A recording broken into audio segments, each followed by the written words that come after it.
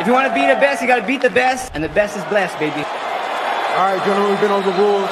Protect yourself at all times. Follow my instructions. Keep it clean. Touch gloves if you wish. Let's do it.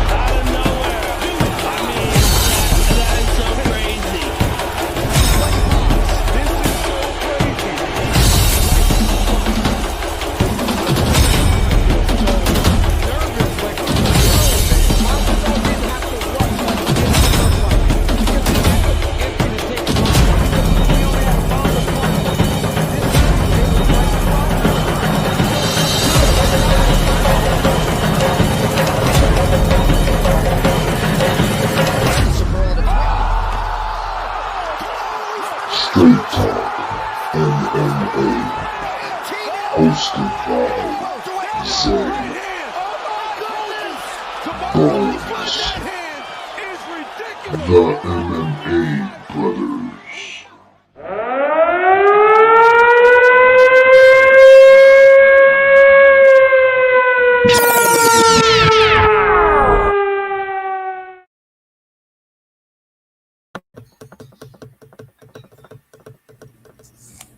What's going on, bro? Yo, what's up, bro? How you doing? Pretty good. How about yourself? Doing good. That's what's up. That's what's up. Welcome, everybody, to another edition of Straight Talk MMA. We will review, the last UFC pay-per-view of the year, which was UFC 310 from Las Vegas. And it was a pretty good one. Overall, what do you think? We asked the same question at the same time.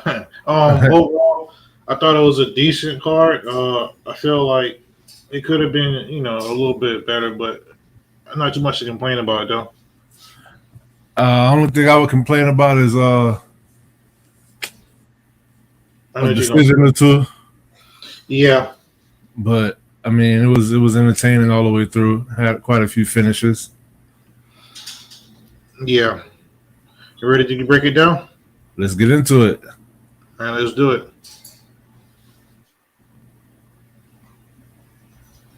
We kicked off the card last night with a heavyweight bout. African Savage, Kennedy Nzechukwu versus Lucas the Bull Brzeski. And this fight went exactly how we both thought it was going to go. Nzechukwu came out. He was very inactive at the beginning of the round. He had his hands down. Lucas Brzeski started building confidence with the strikes. Eventually, it was just as simple as Nzechukwu catching him with a straight and then a lead right hook, and it put him to sleep. And that was that. You think he was being hesitant and having his hands low on purpose to set him up, which, eventually he did? Maybe he was trying to get reads off of what Brzeski was throwing. I'm not too sure. I'm starting to just feel like he may be a slow starter. I feel like because this is his second fight at heavyweight, he was still trying to find his footing because the last fight, it didn't really go, it didn't last too long, and, Barnett was already injured and compromised. Yeah, but even in that fight, he came out, he wasn't really like it took him a while to get going. This is the heavyweight division, and I feel like he can put together 2 more fights maybe and possibly get a title shot. It won't be 2025, maybe 2026. Like if he can get 2 fights in 2025, finishes 2 opponents, then 2026 I can see him getting a title shot. I can see him making himself a contender. But what I'm interested to see is what happens if somebody take him down. Bresky, man, I think he pretty much he gave everybody what they expected in this fight. Yeah. But I love when the card start off this way. First fight of the night. We don't need the judges.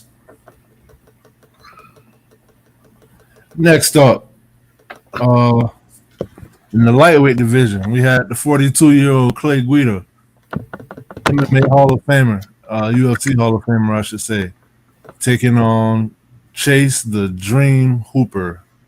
And I picked Chase Hooper to win this fight. I wanted to say I might have even said that he might submit him, and he was telling me, nah, you got to put respect on the Clay name. And I let that influence the way I bet, because I bet Chase Hooper, but I didn't bet the sub. But nevertheless, it was a dub for Chase. Nasty armbar, and I believe that was the second round. Chase Hooper's striking is looking a little better. He's starting to fill out and have like a grown man body frame. I'm pretty impressed, and I'm kind of interested to see what he can do.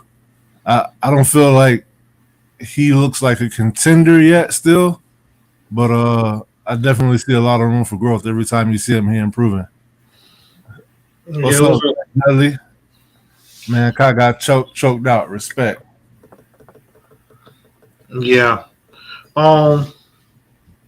Yeah, Hooper did look good in this fight. Guida is 3 fights in a row that he done lost, 3 fights skid. He still seems like he had, or I shouldn't say like he had, but like he not getting destroyed, I would say, because he had some good scrambles and everything.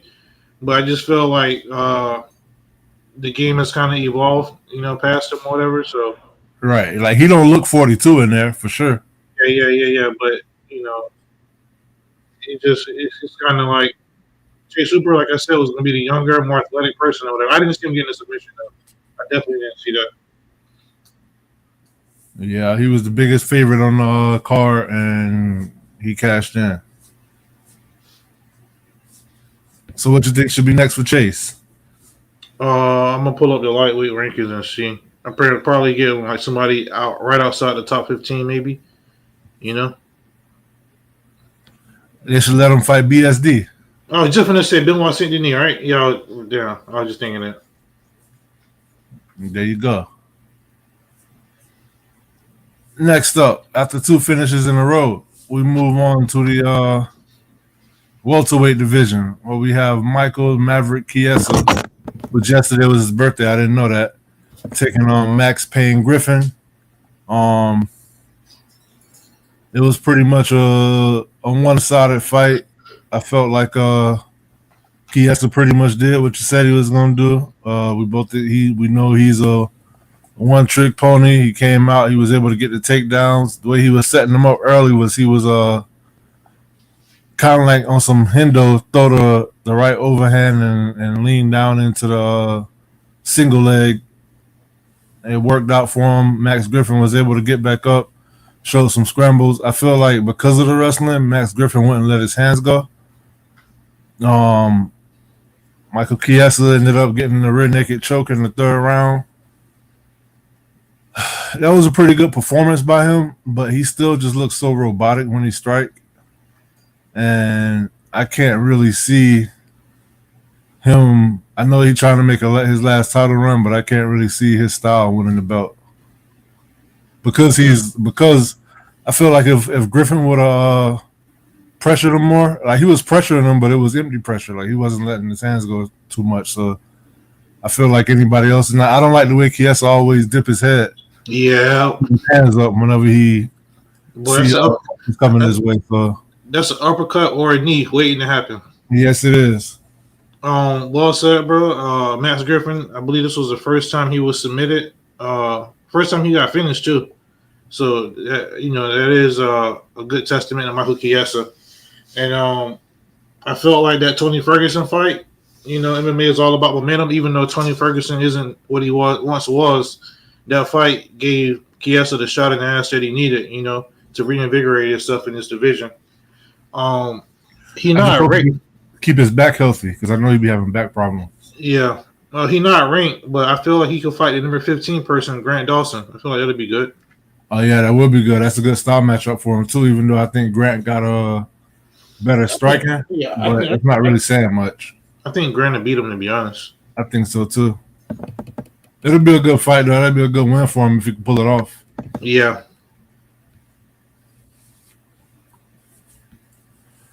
Next up, and what I thought had fight of the night potential, we had custom-made Cody Durden taking on the surgeon flyweight Joshua Van.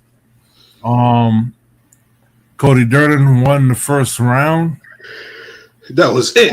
He used his grappling and but towards the end of the first round, Joshua Van started coming on. And second and third round, Joshua Van literally beat the shit out of this dude, man. I didn't see that coming. Shout out to Cody Durden. He's showed that he is extremely durable, which we already knew. He had plenty of times in that fight where he could have checked out, you know what I'm saying? Or even just been separated from consciousness, but he stuck it out, hung in there. He was still chasing victory. I like the fact he didn't give up on himself. But Joshua Van, man, the hand speed, his boxing is so crisp. And then he was throwing the leg kicks in every now and then. Kind of had Cody Durden guessing on what was coming next. Matua, Josh is dope. Josh don't believe in the first round. I know, right? Because every fight you see him in, from his debut all the way till now, it's like he lose the first round and then come out strong. The body shots are amazing. His combinations are so fast and crisp. And I really feel like it was a combination of Cody Durden trying to force the wrestling, so he kind of gassed himself. It was that, him throwing everything into every shot, so Joshua Van saw him coming, and then the speed advantage of Joshua Van's. All those three things put together got Cody Durden ass beat. Bro, you wasn't wrong in your pre-fight assessment of this having potential to be fight of the night. But the reason why this wasn't a fight of the night because it was very one-sided, you know what I'm saying? All right. I thought I was looking good because Cody, he won the first round, and then how you said, towards the end of the first round, and then second and third round, man, Van was just throwing them combinations. He was piecing them up, and it was a mixture of everything: hooks, uppercuts, body shots, and it was pretty nasty. Calf kicks, and it's crazy because I generally don't pick against Joshua Van, but I just thought I thought that I would be able to get a leg up on you by picking Durden because I could have sworn he was going to pick Van, but yeah, Durden. I thought a combination of his well-roundedness and his experience is going to be able to get him through his fight. Plus, I knew he had a chin, but Joshua Vaz, man, he got a really good takedown defense. Charez was able to take him down, so I thought Durden would do the same, but obviously he's been working on that, and that's what you like to see, especially from a young fighter when you see improvements every time they step in. And I say look out, man, because Joshua Van is going to be a problem for anybody in the flyweight division, especially that division isn't that deep. So this is kind of good for him to showcase his skills on the card where the belt was defended. Hey, even more so than in Jushiku, I could see him putting together a string of wins over the next year, and then 2026 getting a title shot in that division. Yeah, also, one of the things that I feel like is the best characteristic of Joshua Van is his composure, the way he stays calm. You know what I'm saying? In the heat of battle. That's what got him the victory over Charez last fight, and he was very systematic in his thrashing of Cody Durden tonight or last night. Yeah, he really broke him down, man. Because it's one thing to see a person get put out by a punch, a KO punch, but the way a person sets up combinations, and look, Cody Durden was ranked number 14, so Van got to get a number by his name, right? Yeah, he got to. Who would you like to see him fight next? Let's see. That's a good question. Flyweight division. Let's see. Matt Snell. They got Matt Snell still ranked 15, but he retired, so that don't count. Maybe Charles Johnson. He got a fight coming up though. Actually, that would actually be good. Oh no, they fought already. Charles Johnson knocked him out. Oh. All right. Well, they got to update the rankings. I don't know. I don't know. Matua saying, Kai, are you talking Car France or are you talking Kai Car France or Kai Asakura? With me? Nah, Matua. He said Kai. Oh yeah, Kai, yeah. Charles Hey Johnson. man, I see there's 27 people in here, man. Go ahead and hit the like and subscribe button if you can. It would be greatly appreciated. Feel free to join the chat as well. All right, Kai Asakura. He would like to see him fight Kai Asakura. What about Tim Elliott? Tim Elliott ranked number 10. That'd be a good test. You know? That'd be a good test. Either way, I don't see Joshua Van. None of his fights are boring. He's very he's very entertaining to watch. Van versus Asakura. Asakura makes it fine. Yeah, I agree. Anyone against Van. Next up, we had a catchweight bout that was moved from UFC 309 to UFC 310. We had the All-American Chris Weidman taking on your boy Eric Anders. Brother, say what? No, can I start off with this one? Oh, go ahead. Bro, I am extremely hurt and disappointed in myself for picking Chris Weidman. Like, as soon as he got finished, I immediately got pissed off at myself because I never picked Weidman, ever. And this is the one time I picked him, and he cost me a dub, man. You know, and the crazy thing is, if he would have lost by decision, I would have been okay with that. Or if he would have got like KO punch or just a flash knockout, I would have been okay with that. But he got ground and pounded, bro, on the ground by Eric Anders. You know what I'm saying? All right. Yeah, Weidman need to wrap it up for real. That's embarrassing, man. He need to wrap it up like he Weidman cost me $40. Look at that. See, my tool feel my pain, man. Like, bro, Weidman need to wrap it up like he having sex with a stripper or something. Bro, this was the least likely scenario that I pictured. You know what I mean? Eric Anders getting the takedown and then just ground and pounding him. And it's not like, you know, he was scoring like devastating shots at first. I just feel like Chris, he just I was looking at his face. He was overwhelmed. Like he couldn't get up, bro. Like he didn't have the energy. He was gassed, and his face said, "Help me!" Yeah. His will was being taken away, and he just didn't have the fight in him no more. Like I seen the fight just getting taken out of him, and that disappointed me. You know, he had the face of somebody who was trying to protect their family, and they knew that they was going to lose, and they were just trying to give their family time to run away. That's the face he had. Oh man, I got nothing more how much longer. Hey, you remember Terminator 2 when the dude was holding the bomb and he was like, "I don't know how much longer." Yeah. That's exactly what Weidman was looking like. And the crazy thing is, round 1, he got caught with a head kick. He got taken down in the first round. He got caught with a head kick. The eye poke kind of saved him because I felt like it could have been called right. It was on the way to being bad for him then. But then when he got poked in the eye, which was really just like a scrape, referee stopped it. He was able to regain his composure. He came back out and he dropped Eric Anders and got on top of him and couldn't do any damage. And that's how you know that he's not the same guy anymore. You get what I'm saying? You know, I forgot he actually did drop Anders in the first round. You're right, He did. Anders still looked athletic. Anders ain't that good, though. Exactly, and that's my point. Like, that's how you know why we need to wrap it up, because Anders is not like a top contender.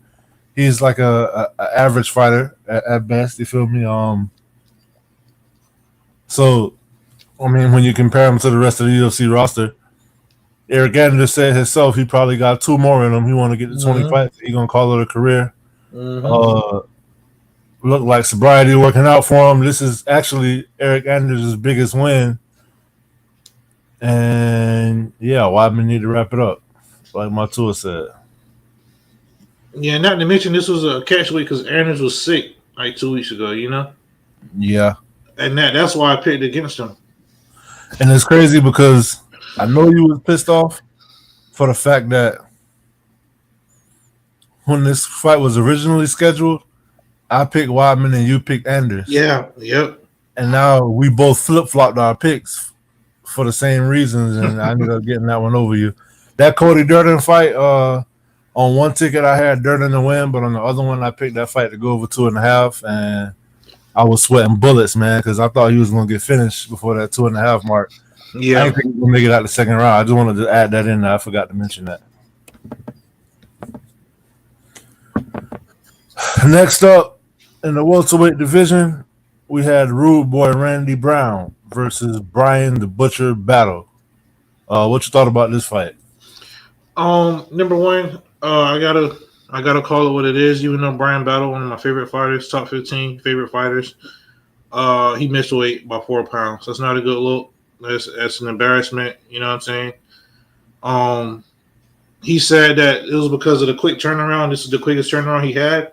But as a professional, you got to work that out. You know. But with that being said, I did think that he won the fight. I felt like the decision was the right one in this one.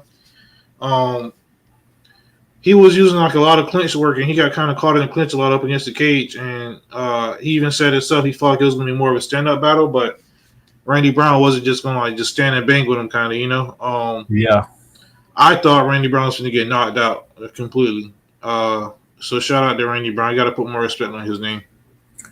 Yeah, this fight was a little disappointing. I'm always waiting for Randy Brown to have a fight that will put him on everybody's radar. He's already on my radar, but I didn't like how he allowed Brian Battle to control him.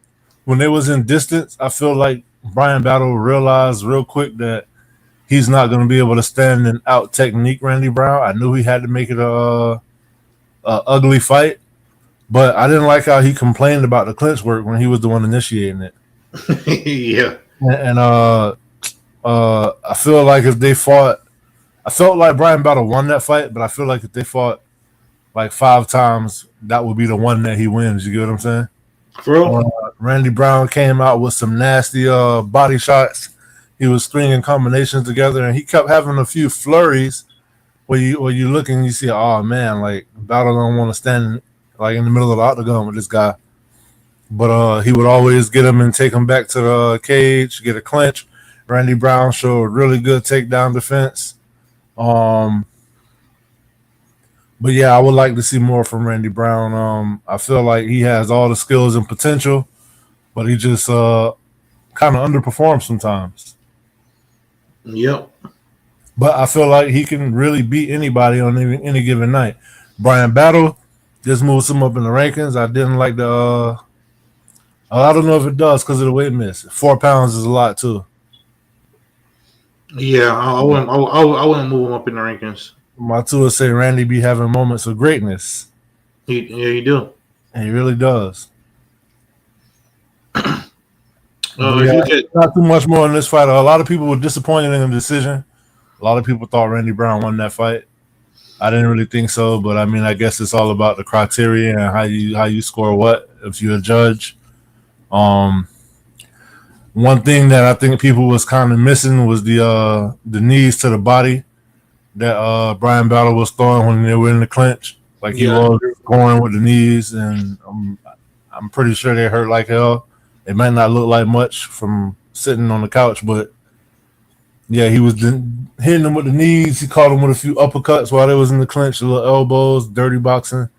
So yeah, I think the right person won this round. What was crazy to me is one of the judges gave Brian Battle the first round. That's insane. Yeah. So what you think next for Battle? Somebody outside the top 15 because he can't get a top 15 fight. You can't be rewarded for missing weight like that. I hear you on that. Can't argue with that at all. Next up, in the featherweight division, I was torn on this one because we had Movsar Evloev versus the Funk Master Aljamain Sterling. My money was on Movsar Evloev, but my heart was with Aljo. I love Aljo too, my tour. I really wanted him to win that fight. And honestly, I felt like that was a hard fight to judge. That was a really hard fight to judge. I couldn't be mad either way. Some people think Aljo won that fight. Wait, can I just say something though?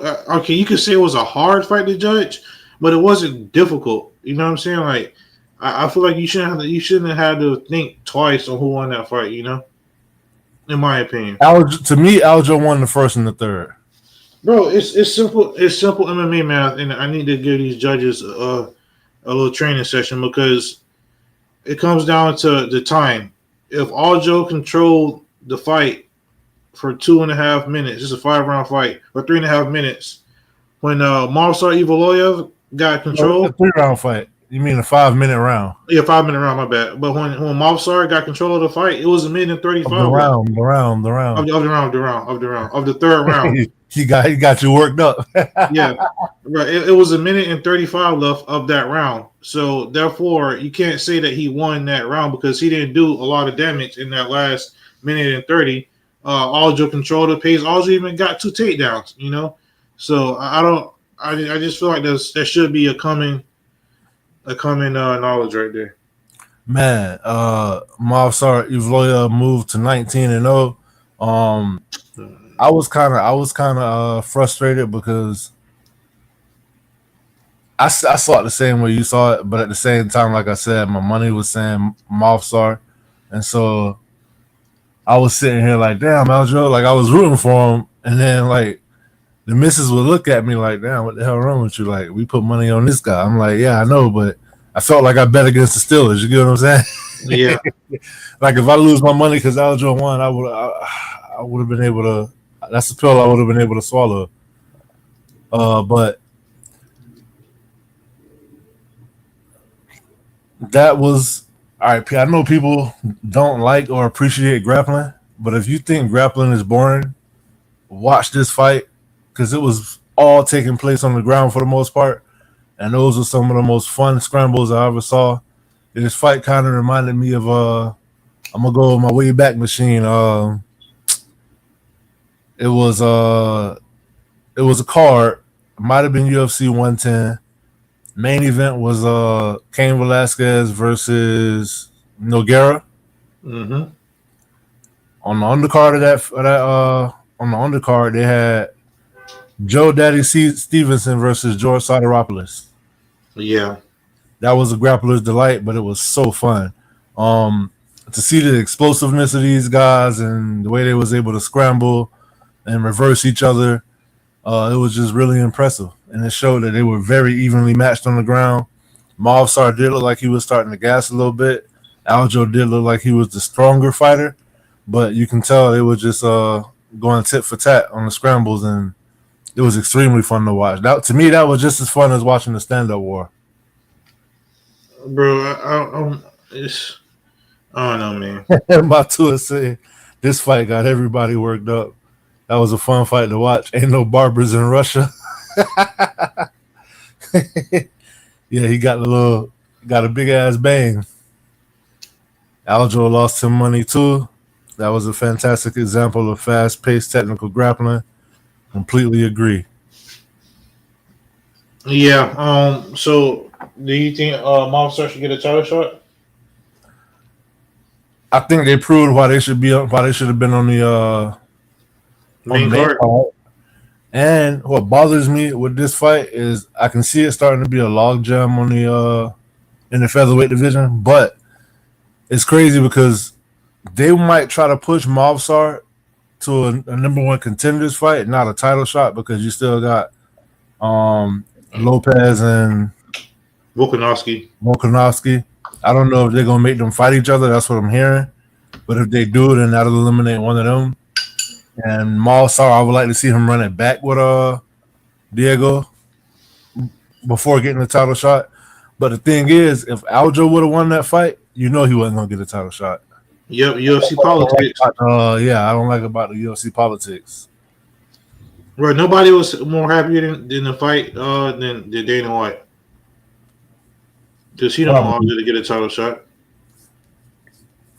At least the featured fight on the prelims, or at least see the way I thought they should have put Duho Choi and Nate Landwehr as the feature fight in the prelims, and then have this fight to open the card up.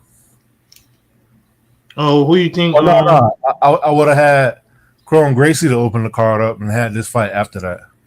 But what do I know? Who you think Aldridge should fight next? Honestly, if it was me, I would treat it like he won, and I would have him to fight the winner. The winner of. I would move him to a title shot because usually when you come to a new division as a former champion, you get one win, and then they put you in a title spot. You feel me? Yeah. I felt like he could have fought for the belt after he did that to Calvin Kattar because of how one-sided it was. But do I think he is a good matchup for Ilya Taporia? No, I don't. No. Him and Diego Lopez would be fun. Yeah, it's definitely turning into like a little log jam. I would like to see him fight Josh Emmett. Put him in there with Josh Emmett. Oof. Yeah, I like that too. But Josh Emmett not a, he is a featherweight, yeah. All right. Next up, I'm gonna need you to tell me how you felt about this one. We had Vicente, the Silent Assassin Luque, versus Thimba, the Answer Garimbo. I felt like Vicente Luque, he proved. I didn't realize how big of an underdog he was. I should have put money on this fight, but he proved that he is, still one of the best ones in that division. Thimba Garimbo, this was a big test for him, and he just wasn't ready. He got caught with it was like a hook, like a little short hook kind of, and he got dropped. And Vicente did his dart stroke, baby. That's what we love from Vicente. He got the best dart stroke in the game. Nasty. I forgot who did he call. He called out Masvidal in Miami after this fight, so I'm okay with that.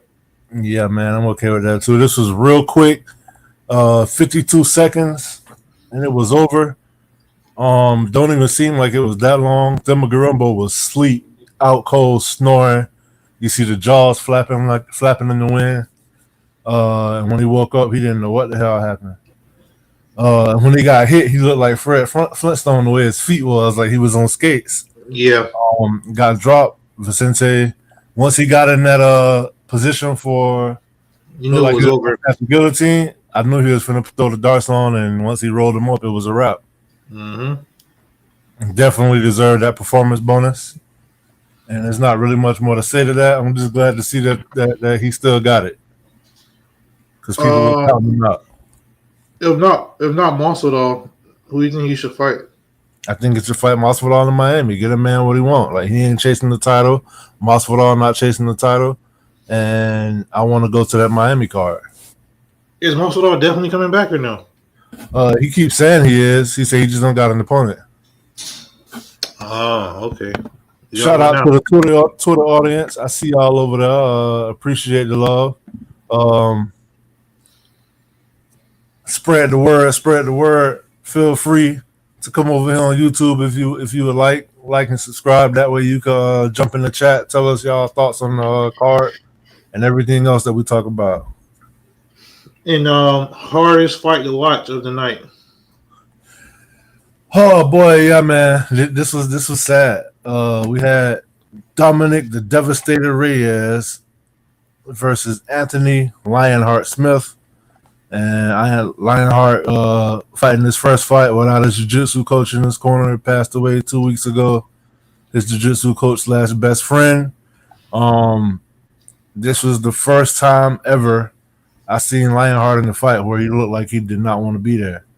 I felt like in the first round, at one point, he was in the fight, but he dropped his hands and just started eating jabs and sticking his tongue out like I don't know. It's like he was. I don't know what that was. I think that was just a mental lapse.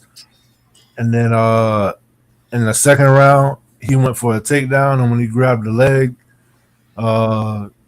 he did not let go of that damn leg, bro. At all. And Reyes kept elbowing him, punching him in the side of the head, and then he dropped. He didn't try to get up. I felt like he was trying to tell the ref that he didn't want to be there. Like, I think he thought the ref was going to stop it way sooner than he did. Meanwhile, the ref was trying to give him every chance he could to fight back. A couple times he looked like he didn't really look like he wanted to try to get back up and fight back. Like I thought he was I thought he won it out, to be honest with you, and that was sad to see from somebody who displays that lion heart every time out. But I get it, man. He's going through a lot. He took the gloves off afterwards. He was real emotional. He said that might be his last one because he don't know how much he could do this without his bestie. So heart goes out to him and his family. Good job for Dominic Reyes. It did kind of annoy me because I feel like, I mean, I respect him climbing back and battling through adversity. Like, it takes a lot for you to get knocked out the way you have 3 consecutive times and still keep coming back in there, having faith in yourself. I feel like this has boosted Dominic Reyes' confidence, but I feel like falsely, though. You get what I'm saying? Bro, he ain't beat nobody but Jacoby and very compromised Anthony Smith. So I would just I feel like his next fight, depending on who it is, which I think they should put him in there against Rockets. Nah, I think they should put him in there against Why you said it like that? I think because Rockets is like, nah, I think they should put him in there against Johnny Walker. Ooh. I think Johnny Walker still need to be in recovery. I think put him in there against Johnny Walker, lose or leave town. Yeah, I like Alonzo Menifield. What about that? That'll work too. Yeah, Johnny Walker done. I feel like Reyes is done too. So it's like if Reyes get that win, then his confidence will be even higher. Rockets okay. Rockets be bullshitting. Yeah, Rockets got all the talent in the world. He just underperformed. You know what about Uzdemir? Give him Uzdemir, bro. I think Volkan will knock his head off. Good. I mean, Dominic Reyes. Dominic. Give him Oberg since they're both coming off wins. Yeah, it's true too. The only reason I said Uzdemir because Reyes is ranked number 12, Uzdemir is number 9, Oberg number 7. So yeah, Oberg number 7. That's crazy. Oberg should fight Khalil Roundtree, man. That's what I want to see. Bring that to Miami. And didn't Menifield fight Roundtree not too long ago? No, that was Menifield and Oberg. Okay. And you know what's on the what's in the talks for Miami too? What? Holloway Poirier. Ooh, BMF. I think so. Next up, to kick off the main card, we had the one-sided ass kicking of Nate Landwehr. Nate the Train Landwehr versus Superboy Doo-Ho Choi. This was just a one-sided beatdown. Nate Landwehr kept getting caught with the uppercuts. Doo-Ho Choi was throwing a nice little. Alonzo is good for Dominic. Amatua said Oberg put out Alonzo. Yeah, he did quick. They're coming to Miami in April, most likely. They haven't announced it yet, but that's the word on the street. That's what all the talk sound like, and that's usually when they come around April or May. So I think it's going to be April. They got everything announced all the way up until March 31st or March 30th or something like that. Hey, bro, I think if we really, not during the show, but if we really put our minds together, we could probably figure out what the main event going to be by eliminating what's already been announced. Yeah, you're right. We're going to have to do that. Yeah. So, oh, shit, that would be nice. Slide, that Trevor. Would be nice. I would love that, Trevor. I really would. Bro, I would say going to a UFC fight, the UFC experience is special, man. It really is. And you always talk about how when you go to Dolphin games, you know, you meet people from different countries and different races, and you're all on the same page. It's the same thing at a UFC fight, you know? I feel like that's really any big event, man. You come together with people that you never thought you would have anything in common with, and you realize that like we're a lot more alike than we think. But back to this fight, I don't remember who I picked. I think I did pick Doo-Ho Choi. Nah, we picked Nate Landwehr. We both did. Yeah. I don't know. I bet Doo-Ho Choi is weird. I don't know why I did that, but Yeah, he just demolished him. Yeah. Also, I didn't see his ground game being as good as it was. Maybe it's something that Nate got to work on, but yeah, he pieced him up, bro. Literally from the first 10 seconds of the fight until the end, he was just catching him with everything, and it got to a point where Nate Landwehr in the third round, he knew he was getting done, and he knew he only had a puncher's chance, so he just started winging stuff. You know, And that made it worse. He yeah, was able to get taken down and dominated. I didn't see that aspect of it either. I thought he would knock him out on the feet possibly because I feel like Nate Landwehr is a little too reckless, and Duho Choi does have power in his hands. That was kind of a testament to Landwehr's chin and just him having that dog in him. But the referee stopped the fight mercifully. It wasn't like serious, brutal ground and pound, but it was to the point where we know, okay, like you have no way of winning this fight. This is just going to happen for the rest because you can't get up. You're not trying to get up. And Duhoy pulled off the dog. Trevor said WWE Live is special, so I think UFC would be epic. It depends who you're rooting for. Putting the Irish and the Russian Muslims in the same arena was a riot. yeah, that was only because it was Conor McGregor, and Conor McGregor was antagonizing Khabib. You know. I blame that more so on Dylan Dennis. Yeah. Pretty big woman Quay. Bro, you know that I'm going to show love to you and the team over here. The versatility of the show is awesome. Continue to entertain in a positive manner. Peace, Trevor. Shout out to Pretty Woman Big Quay. Pretty Big Woman Quay, I'm sorry. Colby and Buckley should be fun. Yeah, I kind of wanted to go to that, but I'm hoping that Buckley destroy Hey, let me just say one thing before we move on.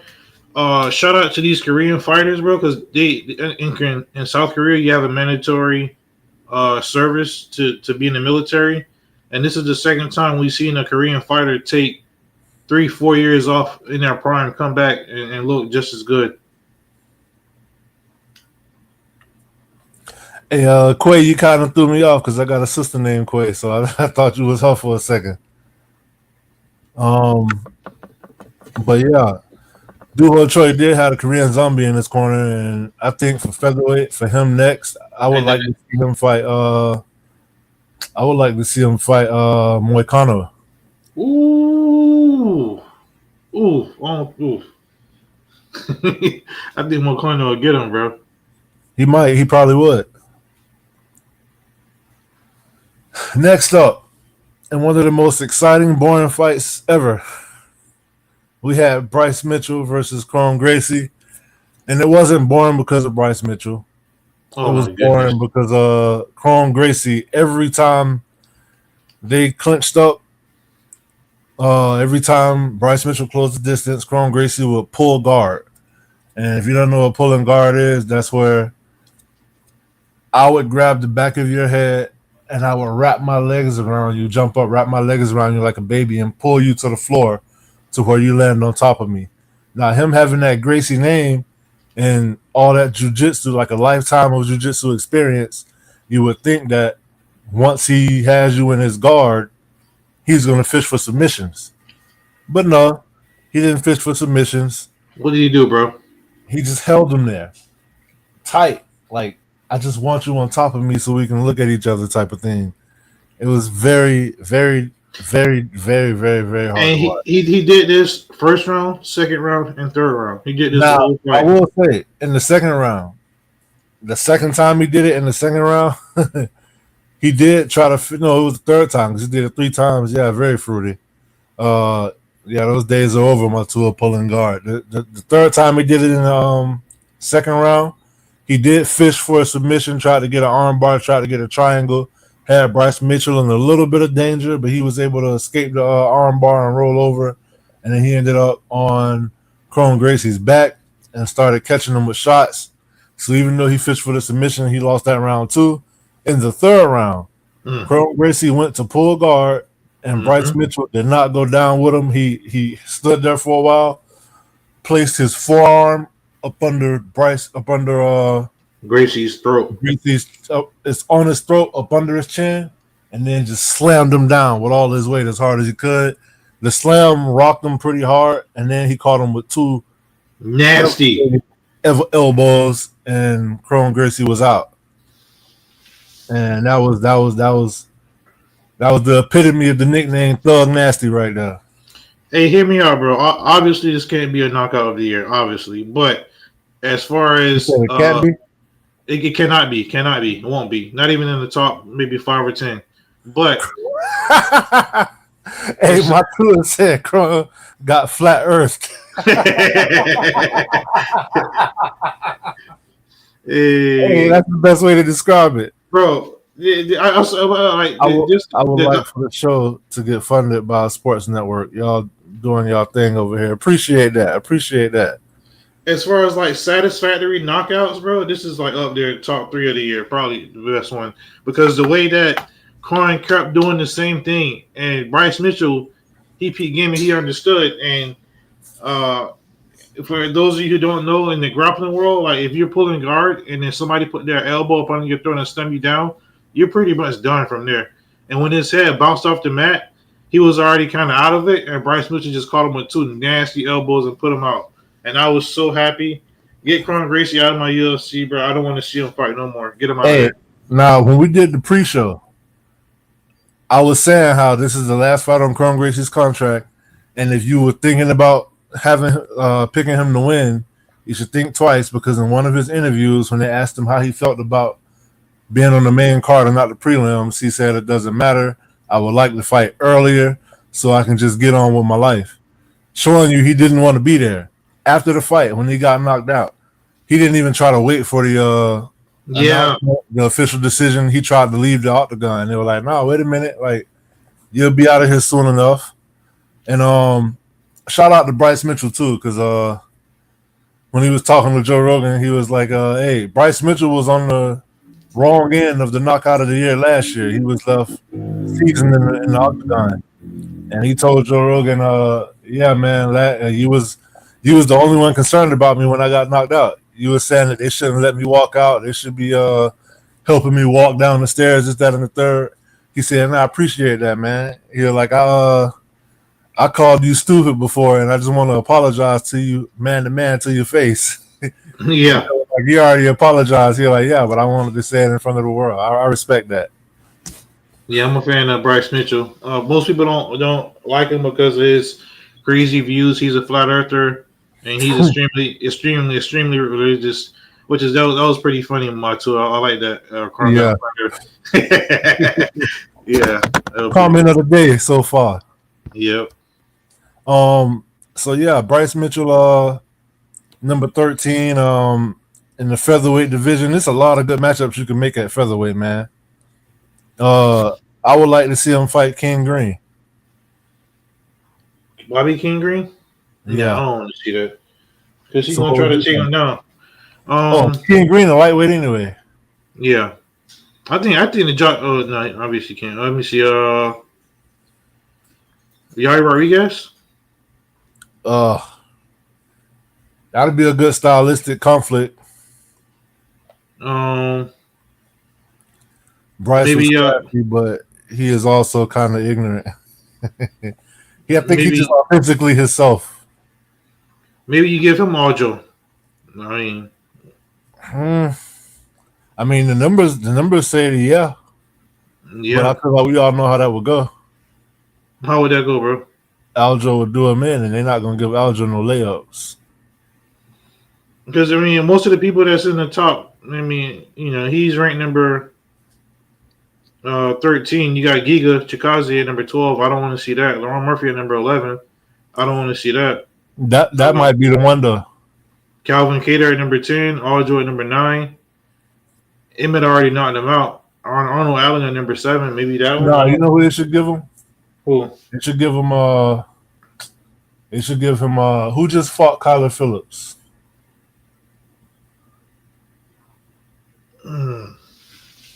He knocked out Adrian Yanez. Oh yeah, your boy from Boston, Rob Font. Yeah, Rob Font. There you go. Okay, I like that. Next up, heavyweight division. My brother's favorite fighter Was not on this card, unfortunately. You forgot to finish the sentence. Yeah, Matua say Aljo slices through Bryce. But we had Bongaming, Cyril Gane versus Alexander Drago Volkov. To me, Volkov put on the clinic. He may have lost the first round. He rocked Cyril Gane in the second round with a spinning back fist. No, actually, he took him down in the first round, didn't he? Yeah. Volkov won the first 2 rounds. That third round, I'm not 100% sure because I feel like I started fading, to be honest. Because that's what Cyril Gane does. He puts you to sleep. Cyril yawn.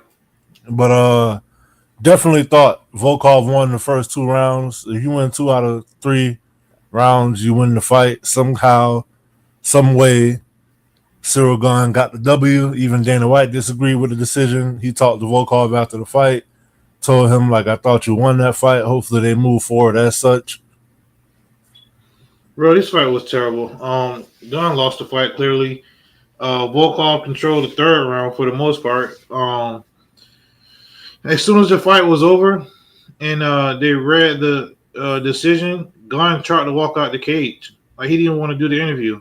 His coaches were shocked when he won. Like, when they said the decision, like Trevor said, his body language is terrible. He said, I told him at the end of the fight, I will fire Gane just because of his body language.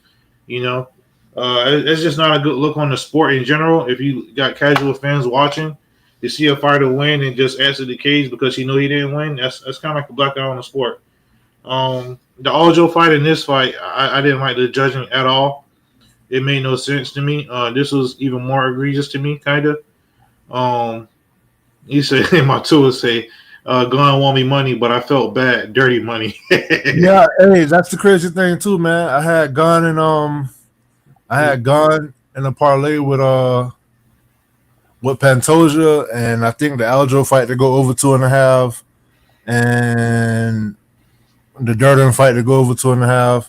So this closed out. This got me close to closing. It was another leg on my parlay that got closed out, but I felt like, dang, like Drago won that fight. Mm-hmm. He broke his toe, and the interview was just awful. Interview was terrible. Horrible. He got as much charisma as a chair. Yeah, I would give more charisma to the chair. Yeah, man. He's just hard to witness. But nevertheless, he won. And they may just put him up against Tom Aspinall if John Jones don't fight him. They may put him up against Tom Aspinall, or they may treat Drago like he won the fight. But the thing is, if they do that, him and Aspinall is a rematch that Aspinall won extremely decisively. So the heavyweight division right now is just in shambles. I said it before they even created that interim belt, that they were destroying the division by doing so, because what was going to happen next. And you got the interim champion defending the belt. It's weird, man. It's really weird. Yeah, I got nothing more to add. All right, so here we go. Main event of the evening. No, co-main event of the evening. I don't know why I look like that. 18-0 with 18 finishes. The Nomad, Shavkat Rakhmonov versus the 15-0 streaking fighter from Ireland, the future Ian Gary. I was really hyped for this fight, really excited for this fight. Couldn't wait for this fight. About 7 cups in, so I passed out. Bro, this fight didn't live up to expectations. It really didn't. The first 2 rounds, Shavkat just clinched him up against the cage. So I gave him the first 2 rounds, maybe round 3. Ian Gary got round 3. It was very competitive. I wouldn't say it was a boring fight, but it didn't live up to expectations, in my opinion. So what was your expectations? You didn't think it was going to be like a war, did you? No, but I thought it was going to be more back and forth, though. You know, I didn't expect for them to stay in clinch for the first 2 rounds. You know, I didn't see that coming. In the 5th round, Ian Gary, he got Shavkat in a rear naked choke that was very, very close. It was very close. And then Shavkat adjusted his hands, and then Ian Gary actually got him again, and then Shavkat was able to get out in a reverse position. So that was pretty interesting. If he would have submitted him, that would have been insane. Pantoja said it was a great fight. It was slow in the beginning, but shows Gary's improvement and avoided the upper body locks. Oh my God, this fight sucked. I was okay with being sick the duration of this one. Yeah. Gary had his details covered. Gary is definitely on Shavkat's level. Yeah, one thing I can say about Ian Gary too is the same thing I was saying about Joshua Van. Every time you see him, he looks improved. You can tell he's been working on things. People get mad at him for bouncing around from gym to gym to gym to gym. But I feel like he's going to these gyms, taking what he needs to add to his game and discarding the rest, and then going somewhere else and just keeping it fresh for himself. Now that he got all of that knowledge that he soaked up, he went and locked in over there and at Shooter Box in Brazil, because his grappling was his weakest detail, according to what we see, because he never really had to use it, never tried to use it. And now in his last two fights, after training with Demian Maia and Charles Oliveira, you see him using it a lot more. And I respect that. Like, it shows that he got a real martial artist mentality. Shavkat is the boogeyman. Based off of what y'all saying, it sounds like Ian Gary made him look human. This is the first fight he won without getting the finish, so that's impressive in itself. But it makes me ask the question. I'm gonna go back and rewatch the fight, but it makes me ask the question. So, do you think that Rakhmonov can take that belt away from Bilal Muhammad? Repeat your question, bro. Do you think Rakhmonov can take the belt from Bilal Muhammad? Yes, I think he can. It won't be a barn burner or an exciting fight, but I just feel like Bilal won't be able. I gotta see them stand next to each other again, because Bilal had on like a big hoodie and a hat and everything, so I can really see the size comparison. And plus, Bilal wasn't cutting weight, obviously. So, Bilal got in the cage. Yeah, Bilal got in the cage, and Bilal was talking trash, and it was kind of awkward because Rakhmonov couldn't understand what he was saying for the most part. Bilal not even a talker like that. I know, and they was trying to force it, so it didn't really work out too good. But I don't know the size difference. I don't think Bilal will be able to control him and clinch him up against the cage the way he did to Gary. I don't think Bilal can do that to Shavkat. So I think Shavkat can't take that belt from him. If Bilal, would I be shocked if Bilal won? No. If Bilal is a heavy underdog, would I put money on him? Yes. Matua said Bilal should have taken Shavkat's hat. Yeah, it would have been pretty cool. Was he limping? Who? Bilal? No, not at all. I didn't see him limping. So he back on the men. It would have seemed like. Hey, could that be the main event in April?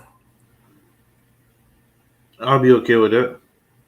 I mean, looking at everybody who booked up right now, like what you were saying, if we do the process of elimination, either going to be that or Poet Time can come down here and fight.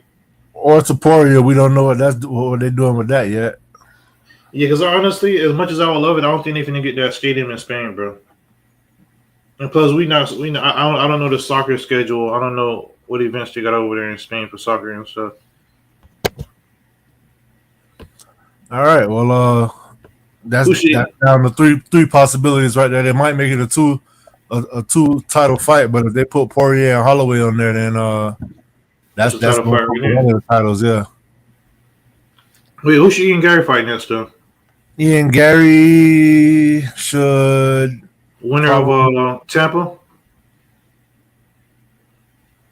They could go ahead and do that since he wanted both of those. Well, he was already going to fight Buckley. He'd been wanting Colby Covington, but I think Covington don't want to fight him.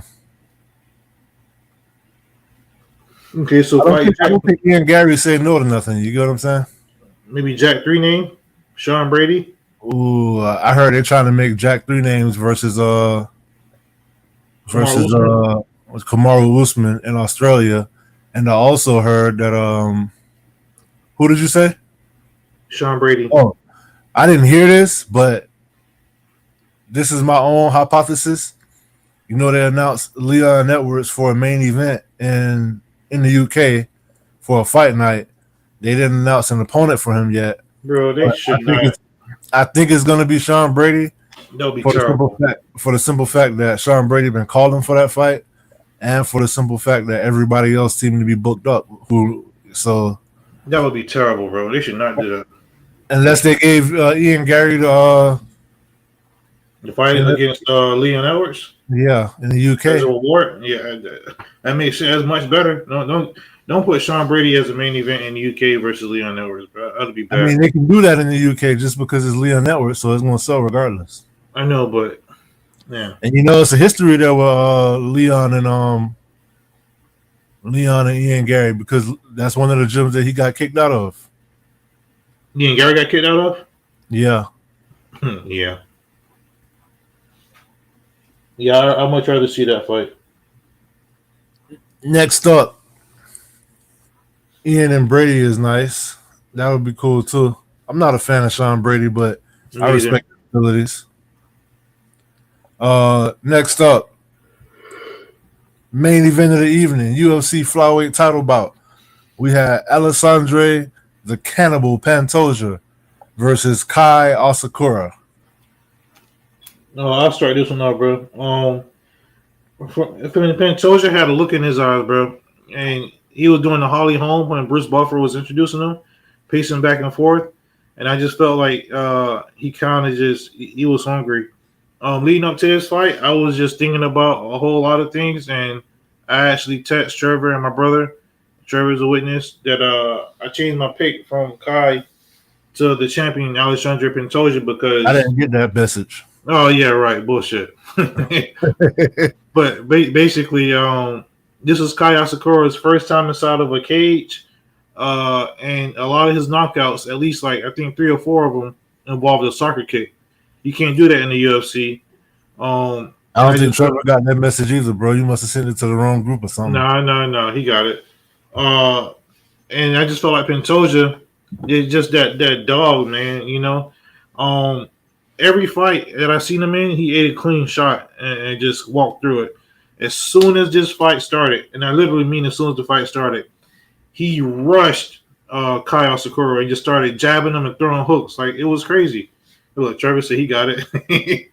I think y'all got one on me, but all right. But as soon as the fight started, he rushed Kai and he just started throwing. And Kai backed up a little bit and timed one of those knees and caught Pantoja with a knee, and he ate it, bro. He ate the knee that I thought was going to put him out when I originally picked Kai. And he ate that knee maybe I would say 2 or 3 times too. Kai wasn't as big as I thought he would be. He was bigger than Pantoja. But yeah, Kai can jump without telegraphing. Yeah, he was doing that flying knee a lot.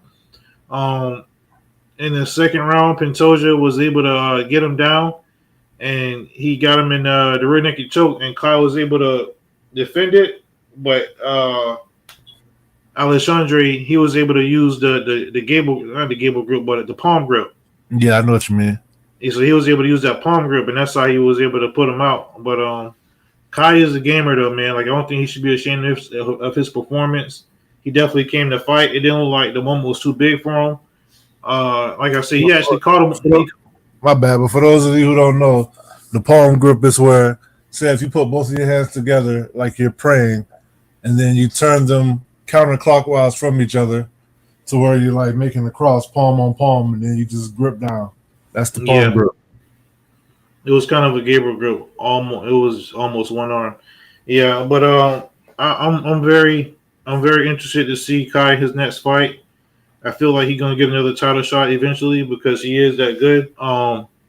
As far as Pantoja, as soon as the fight was over, next. All right, let me know in a little bit. But as soon as the fight was over, Pantoja, he was saying how he's not going to let no Japanese guy come over and take his belt. Number 1, number 2, he called out the GOAT, DJ. He said, you know, they say you the GOAT. If you want to prove that you're the GOAT, come and fight me. That's I don't think he already proved he's the GOAT. Exactly, and he's not like in his prime anymore. So I feel like it's not the same. Pantoja, me and my brother was talking last night. They say he out of the top 10 UFC fighters in that division, Pantoja has beaten 9 of them. I want to repeat that. Out of the top 10, he's beaten 9 of them. 2 of them he beat twice already. Royval and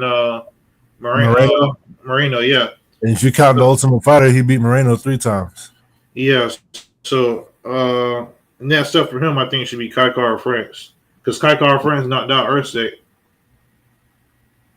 Go ahead, That's bro. exactly what I was going to say. That's pretty much it. You hit it all. You nailed it all. Matua said Kai had a hold of Pantoja's hand. I thought Pantoja caught him with one arm, no grip. I like Pantoja talking that international shit. Oh yeah, because he said if y'all wanted him to fight me, I would have went to Japan. I would have fought him in Japan. You know. Yeah, Pantoja is a beast, man. He's a dog. He's an animal. The cannibal fits him. That moniker fits him. Never seen a boring Pantoja fight. Unfortunately, I slept through this fight. I woke up just in time for it. Y'all made me wake up, and I passed right back out, man. I gotta slow down. Mm-hmm.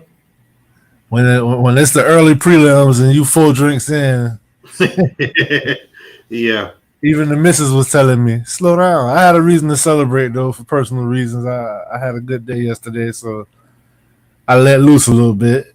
Ain't nothing wrong with that. I should have a reason to celebrate later on the day because we will make the Browns atone for their sins from 2 weeks ago. Yeah. Overall, though, what you thought about the card overall? Overall, scale of 1 to 10, what would you give it?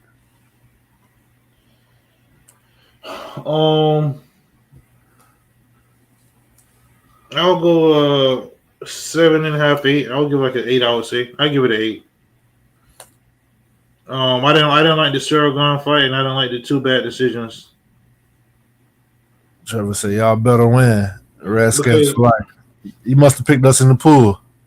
Yeah, I believe he did. The thing is, those 2 decisions greatly. I shouldn't say as far as the heavyweight fight, it didn't greatly impact the division because it's already messed up. But the Aljo fight, that's like a 2-year setback, bro. Like a whole year setback. You know what I mean? And half your paycheck, by the way, too. Yeah, so that was very devastating. I think I'm gonna try to find me some Funk Harbor rum. Funk Harbor rum? Yeah, you know Aljo got his own rum now. No, I didn't know. Matua, Redskins fan. Trevor thought you were a Dolphins fan, Matua.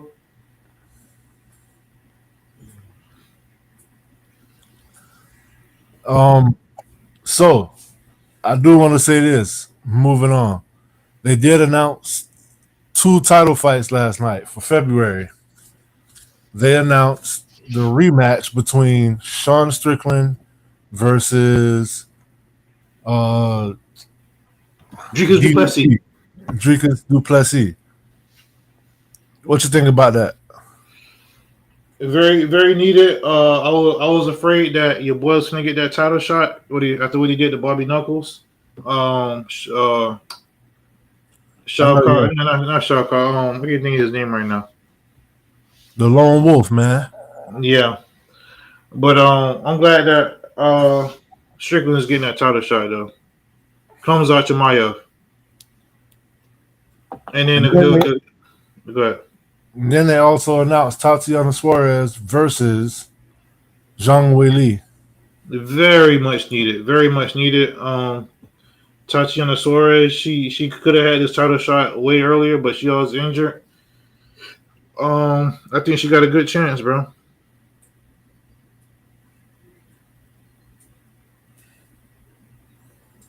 How you feel about those fights? I like them. I think Weili might lose her belt.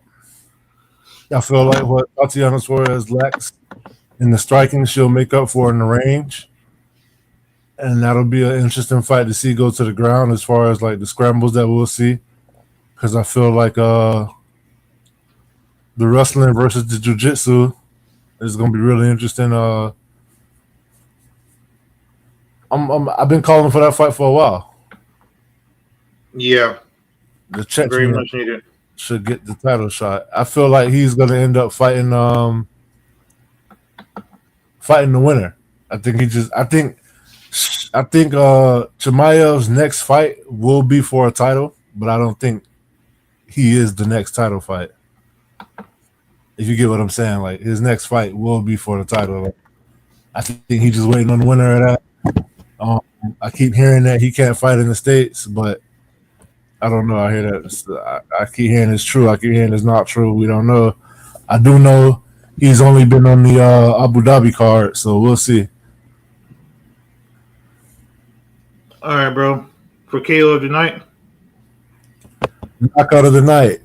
Oh man, it was Kennedy Nzechukwu landing that left straight, clean right hook, lead right hook to Lucas Brzeski.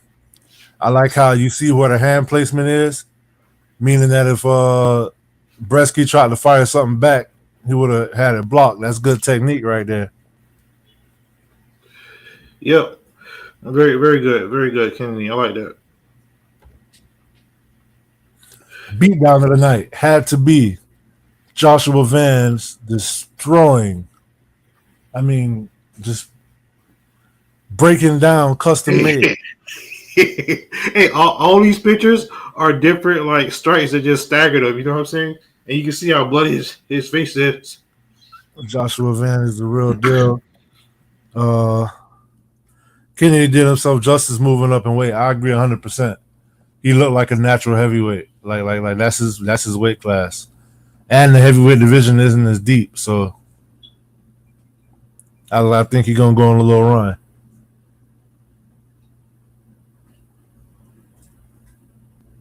I believe this afternoon, you have a Dolphins deep dive, and I'm gonna tell you a Dolphins deep dive at 4:20, and immediately following the Jets game, Dolphins versus Jets.